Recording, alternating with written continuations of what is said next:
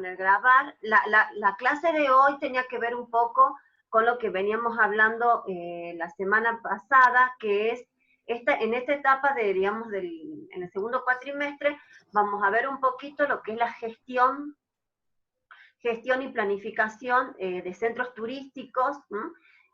Vamos a ver cómo se gestiona y se planifica, por ejemplo, el casco histórico del Gran San Miguel de Tucumán, digo, no del Gran San Miguel, el casco histórico del centro de San Miguel de Tucumán, y vamos a ver un poco también qué pasa con Latinoamérica y con la problemática territorial, ¿verdad? Y de gestión, no tan solo en la Argentina, sino en Latinoamérica. A ver si me permiten un momento, yo les quería, uno de los power que les voy a subir, bueno, no sé si lo ven, ¿están viendo ahí? ¿Lo ven o no? Sí, se ve. Uno de los, digamos, este es un texto que yo lo hice PowerPoint como para que sea más explicativo. Habla de los centros históricos latinoamericanos, las estrategias de intervención, de renovación y gestión. Es un periodo, si bien está hasta el 2010, pero sirve, ¿verdad? Sirve y es significativo para estudiarlo. Acá plantea, digamos, diferentes autores plantean conceptos, conceptos de esto, ¿no? De la evolución de estos centros históricos en Latinoamérica, de cómo se parte del cuidado.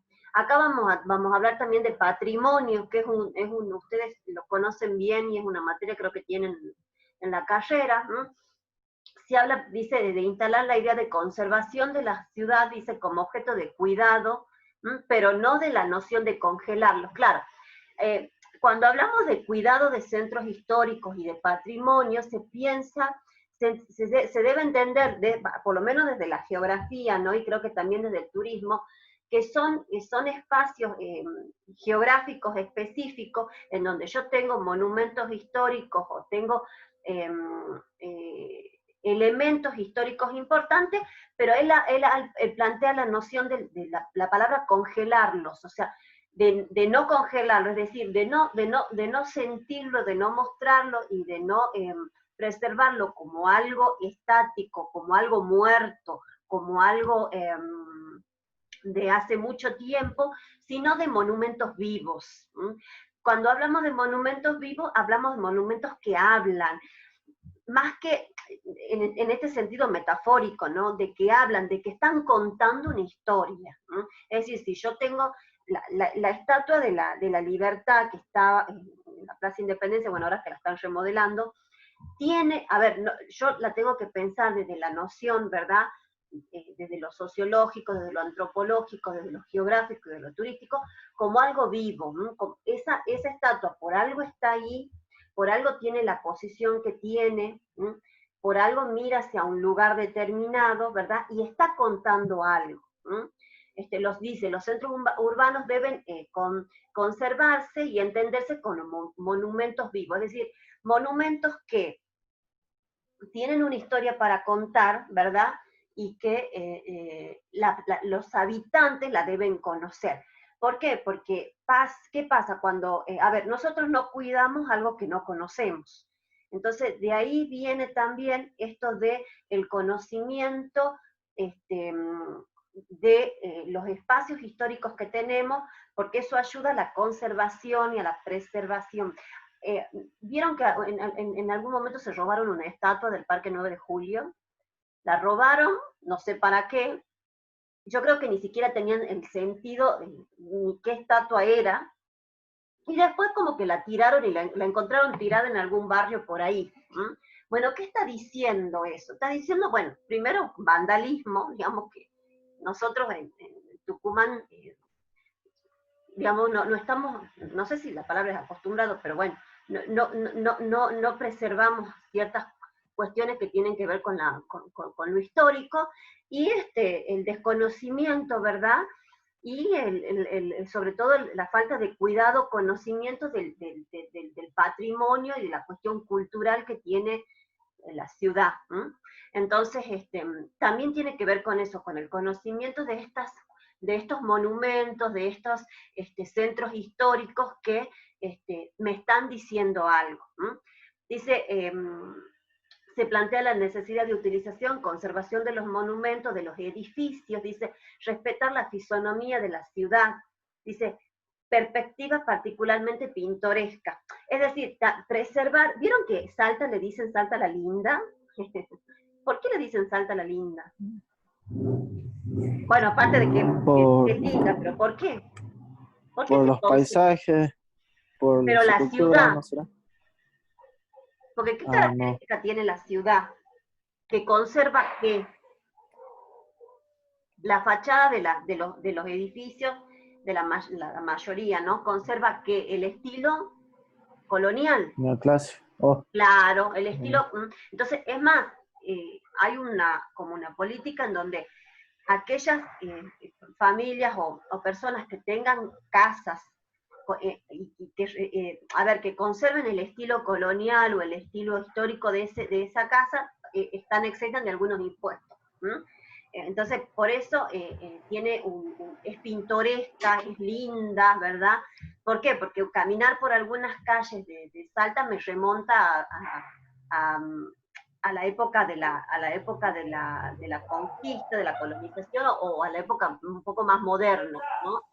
Entonces, tiene un sentido esto de la conservación, ¿verdad? Sobre todo paisajística de los centros históricos. Hay un montón de tratados, ¿no?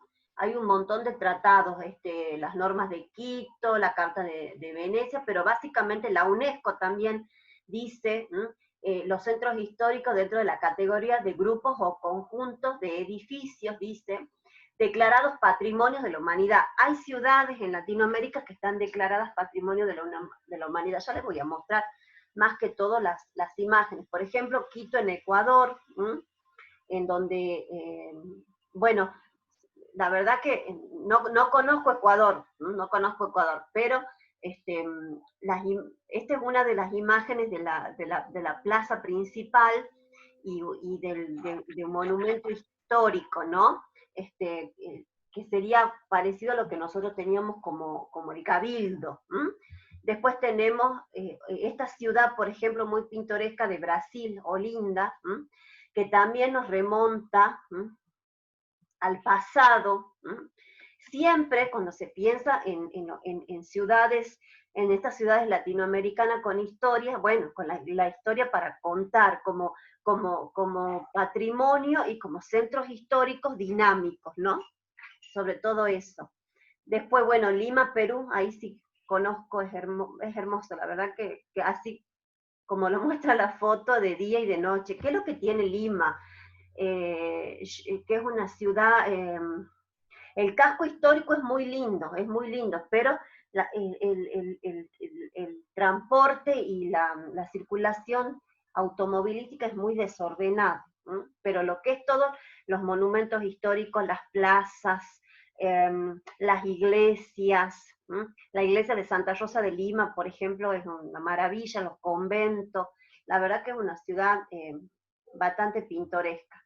Y bueno, La Habana, ni qué hablar, La Habana también, sobre todo La Habana Vieja, ha sido considerada patrimonio de la humanidad. ¿Por qué? Bueno, más allá de la situación política, ¿no? Y económica que vive Cuba hace ya más de 50 años, ustedes si van a Cuba, es como que se sienten inmersos en la década del 40, en la década del 50, y sobre todo en La Habana Vieja, que conserva todas estas casas, ¿no? Estas plazas,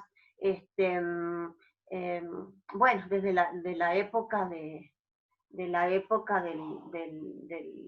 comunismo y ahora en la actualidad sigue vigente, ¿no? Tiene historia, o sea, cuando uno camina por ahí es inevitable hablar de la historia de La Habana. Después, bueno, en México, esta ciudad también, que es también considerada patrimonio, porque, bueno, por esto de la cuestión de la conservación, ¿verdad? La preservación y de estas ciudades como monumentos históricos, ¿no? Cartagena en Colombia, es una tarea pendiente, la verdad que estaría lindo para ir, también ciudad histórica, y después, bueno, habla sobre, el texto sigue hablando, ¿no? Sobre esto, ¿no? El concepto de conservacionistas, las políticas conservacionistas,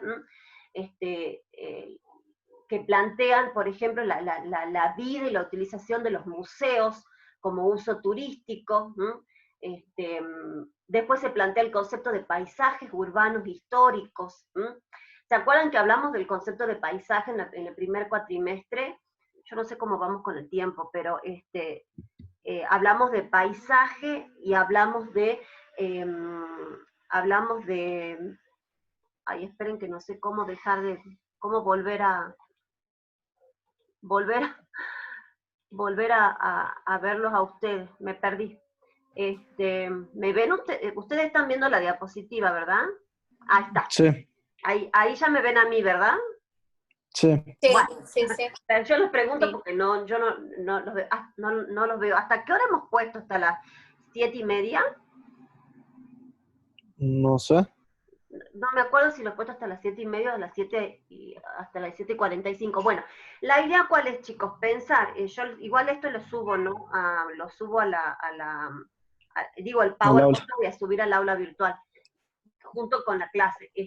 ¿Cuál es la idea? La idea es pensar en la conservación, en la preservación, y sobre todo en la gestión de estos centros históricos, sobre todo latinoamericanos, estas ciudades históricas, como elementos, ¿verdad? Como elementos del paisaje, ¿verdad? Y no pensarlo como elementos o paisajes congelados en el tiempo, sino como elementos vivos, ¿no? Como plantea ahí algunos autores, ¿no? Elementos vivos en donde, ¿qué es lo que transmiten? Transmiten historia, ¿verdad? Transmiten identidad, ¿no? Porque la historia nos da la identidad, que las personas o los habitantes de esas ciudades deben conocer, ¿verdad? ¿Por qué? Porque el ciudadano común, ¿verdad? Si conoce la historia, si conoce de dónde vienen estos monumentos o estas estatuas o estos espacios verdes o estos lugares, más conozco, más los cuido, más los preservo. Eso creo que le falta a Tucumán, ¿no? Pensando en el centro histórico de la ciudad de Tucumán. Es decir, no, los tucumanos por ahí no sabemos la historia que tiene el convento, que existe en la iglesia de San Francisco un convento, o que al menos existió. Hay reliquias del convento, hay reliquias de lo que era el colegio San Francisco, que después se traslada a Barrio Norte, por ejemplo. No lo saben. No saben la historia de la iglesia San Francisco. Los franciscanos fueron los primeros en llegar a lo que sería después Tucumán. O sea, toda una cuestión histórica, ¿verdad? Que es por ahí importante compartir, recalcar. ¿Para qué? Bueno, para que el ciudadano común la conozca, la preserve y la valore. Repito, no me acuerdo. A ver, chicos, espérenme un cachito. Tenemos hasta las 45. Entonces, ¿la idea cuál es? La idea es pensar en la gestión y el desarrollo de estos centros turísticos, pensado como, digamos, tomando como ejemplo ciudades latinoamericanas que han sido consideradas patrimonio de la humanidad.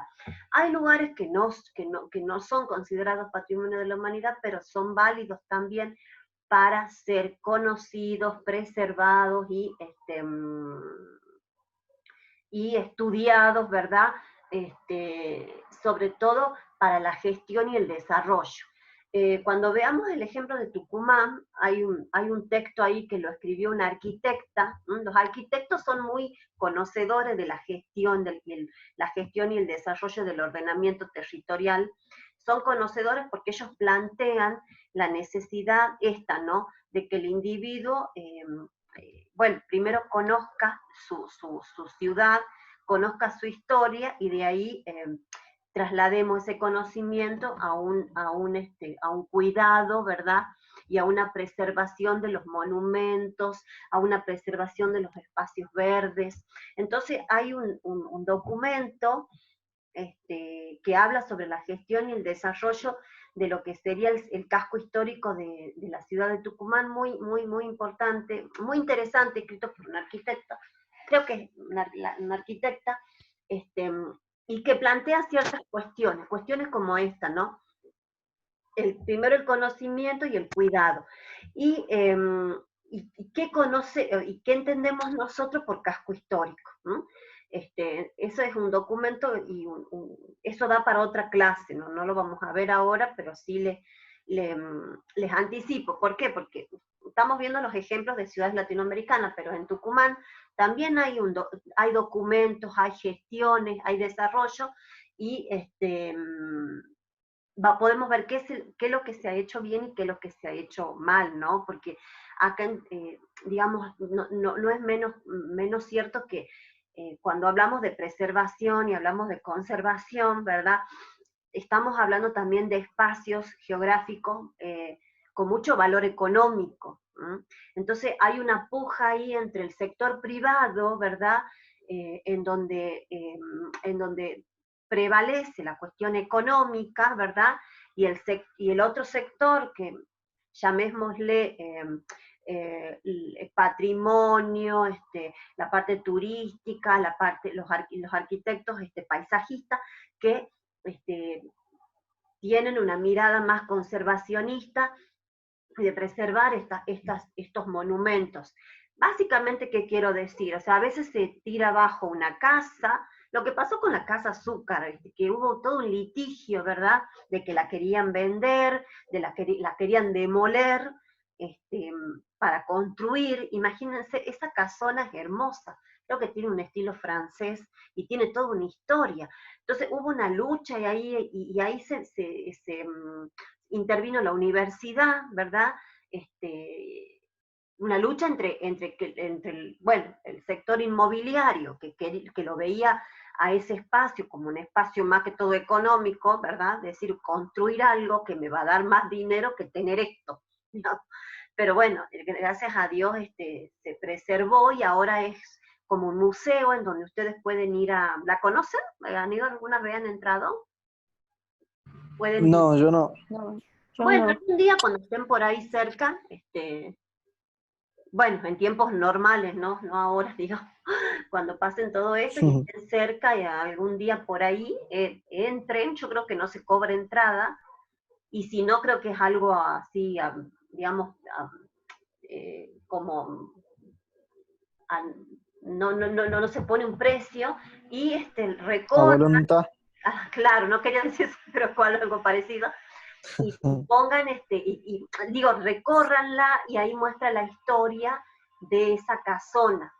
Bueno, casonas como esa hay un montón, había muchas, muchas se han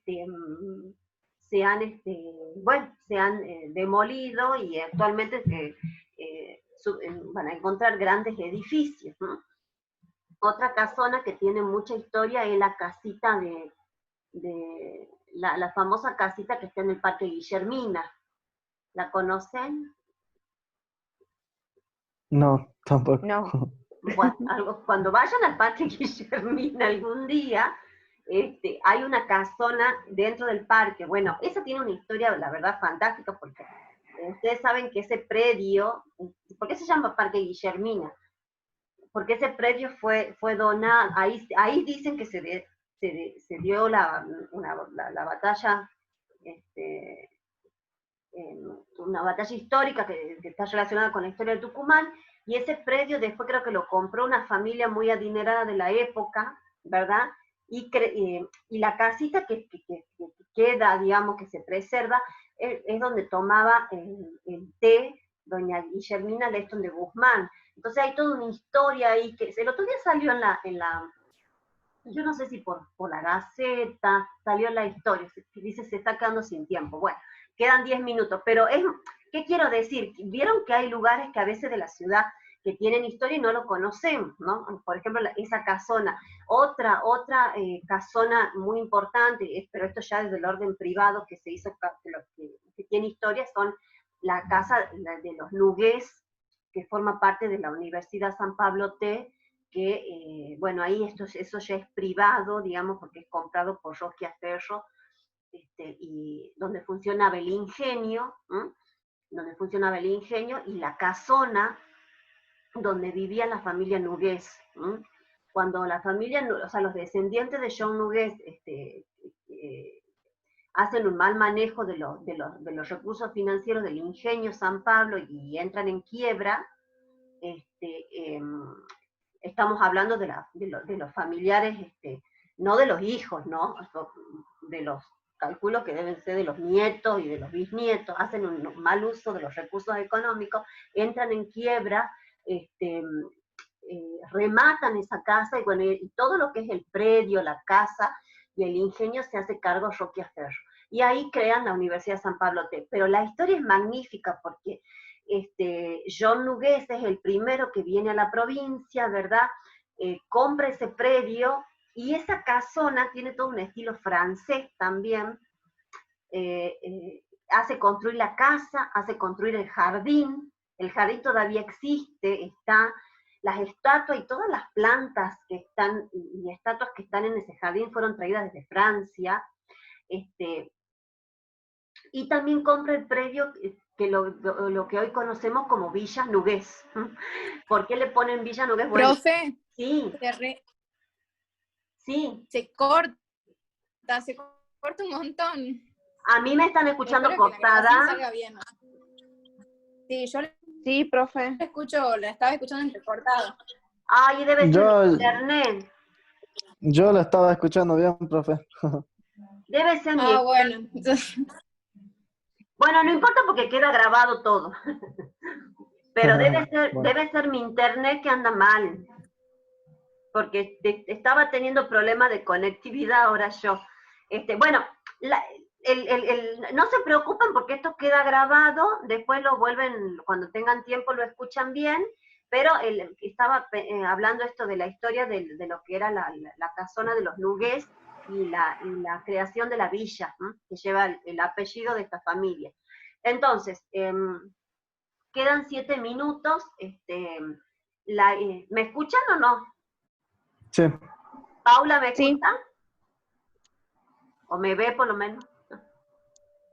Sí le escucho, pero por ahí se me corta, pero sí escucho. Ajá, Sí, y sí. ¿Facundo Vici está o no?